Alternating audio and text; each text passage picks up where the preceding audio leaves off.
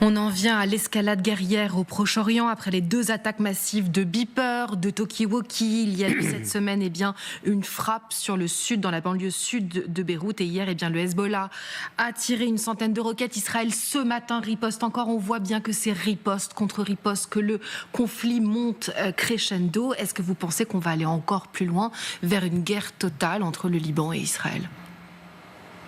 On n'en est pas très loin. Oui. Donc, est-ce qu'il y aura une invasion par des forces terrestres c'est ça la question, du sud du Liban? Les Israéliens semblent faire tout pour l'éviter, c'est-à-dire une sorte de guerre asymétrique triomphante, le triomphe de la ruse au service de la force. C'est l'épisode que l'on a vécu cette semaine. C'est l'élimination systématique de la chaîne de commandement du Hezbollah à Beyrouth. Vous avez un Hezbollah profondément humilié, démoralisé, désorganisé, terrorisé, avec l'idée que mettent en avant les Israéliens que maintenant la priorité est passée au front nord et qu'il faut permettre aux populations civiles israéliennes de revenir dans leur maison. Est-ce qu'ils iront jusqu'à l'invasion terrestre? Et les précédents ne sont pas très positifs. Non. Et il y a une partie incontestablement de l'establishment militaire israélien qui le souhaite, une partie de la classe politique, les plus à droite, mais il me semble que cette question reste ouverte. Alors, il y a un point qui me paraît intéressant, c'est pourquoi les Israéliens ont-ils déclenché ces beepers et ces talkie-walkie maintenant? Pourquoi ont-ils transformé ces instruments de communication en armes de guerre la semaine dernière? Alors je crois qu'il y a plusieurs interprétations possibles. La première, c'est qu'ils pensaient que leur ruse allait être découverte par le Hezbollah et qu'il était temps d'agir. La seconde, plus classique, c'est qu'il s'agissait de dire au Hezbollah, écoutez, regardez notre supériorité, abandonnez le Hamas à Gaza, ça n'est pas la clé de votre problème.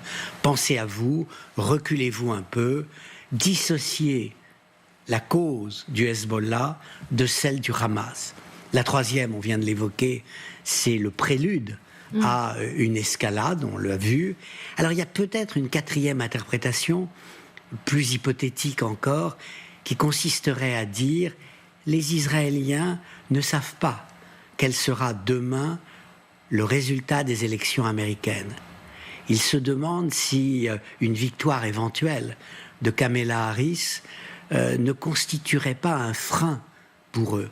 Et donc il s'agit d'agir à un moment où l'Amérique est en pleine campagne électorale, où elle a d'autres priorités et où Israël a le sentiment, entre guillemets, qu'il peut faire tout, sinon n'importe quoi. Alors on va y venir justement à ces élections américaines, puisqu'on a l'impression que partout sur la planète les choses s'accélèrent. On va voir dans quelques instants que Volodymyr Zelensky présente lui aussi son plan de paix dans quelques jours à New York, justement peut-être avant les élections américaines, mais avant de venir à ces élections cruciales. Je voudrais juste vous emmener au Liban où nous attend Xavier de Giacomini, justement, qui est notre envoyé sur place et qui a pu filmer des images de cette grande angoisse des Libanais, de cette paranoïa, qui sont encore traumatisés par la guerre de 2006. Regardez. Au checkpoint qui bloque l'accès aux 2 immeubles éventrés, une altercation éclate. La tension est extrême, mais les habitants du quartier clament leur soutien au Hezbollah. Nous, en tant que résistants, on est habitués à ces choses-là. Cela fait 40 ans que l'on est en guerre avec Israël. On est habitués. Depuis une semaine, les hôpitaux de Beyrouth sont sous un stress permanent. Plus de 3000 blessés à gérer mardi dernier. Si une guerre totale éclate, le directeur de l'Hôtel-Dieu craint un blocus maritime. Il ne peut garantir le fonctionnement des urgences que pour 2 mois. L'hôpital fonctionne sur des groupes électrogènes. À 85%, on a 15% d'énergie solaire. Donc si le fuel n'arrive pas à arriver, si les médicaments n'arrivent pas à arriver, comment on va soigner les gens? C'est ça notre problème. Pour la plupart des Libanais, la guerre a commencé il y a déjà près d'1 an. Mais les dernières attaques israéliennes renforcent l'angoisse, surtout dans les quartiers chrétiens. Je pense qu'il y aura beaucoup de destruction au Liban, de plus en plus. On ne peut pas gagner contre Israël. Sur la corniche Manara, au bord de la Méditerranée, l'extension de la guerre est dans tous les esprits. Les Libanais la pensent inéluctable. Beaucoup espèrent conjurer le sort en nous expliquant qu'ils y sont prêts, tout en craignant l'explosion du Liban. Alors on sent bien la peur, l'angoisse dans votre livre, donc Le triomphe des émotions. Vous aviez parlé aussi des émotions de haine et de revanche qui dominent dans ce conflit maintenant israélo-palestinien, mais maintenant avec le Liban. Est-ce que justement ces émotions négatives vont triompher? Comment est-ce qu'on peut penser qu'un jour, ces pays réussissent à s'entendre? C'est de plus en plus difficile. Il faudrait que l'Iran cesse d'être dirigé par des mollahs qui font de leur priorité la lutte contre Israël. Il faudrait qu'en Israël, un gouvernement de droite soutenu par l'extrême droite soit remplacé par un gouvernement infiniment plus modéré. Il faudrait que la communauté internationale s'engage de manière beaucoup plus résolue, beaucoup plus forte. Bref, des conditions qui ne sont absolument pas réunies.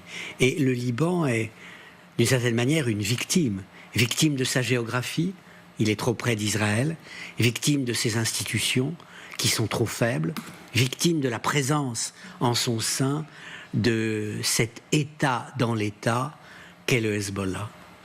On va aller justement voir Nicolas Rougier, notre correspondant qui est tout près de Haïfa et qui nous donne des dernières informations sur la situation actuelle. Oui, tout à fait. Alors depuis les frappes évidemment de ce matin qui ont été assez nourries, qui ont fait plusieurs blessés à Haïfa et dans le nord d'Israël, une situation plutôt calme en fait, une escalade, évidemment une tension énorme dans les esprits israéliens, dans les esprits libanais, mais une situation plutôt calme. Les dernières frappes qui ont frappé plutôt le nord, la frontière évidemment israélo-libanaise, ont été enregistrées il y a seulement 2 heures. Évidemment, tous les regards sont tournés vers le nord d'Israël. Les écoliers sont restés à la maison aujourd'hui. Beaucoup de gens ne sont pas allés travailler et on se demande ce qui va se passer dans les prochaines heures. Nicolas Rougier, on va vous retrouver tout au long de la journée donc pour suivre cette escalade entre le Liban et Israël. Merci beaucoup d'avoir été avec nous.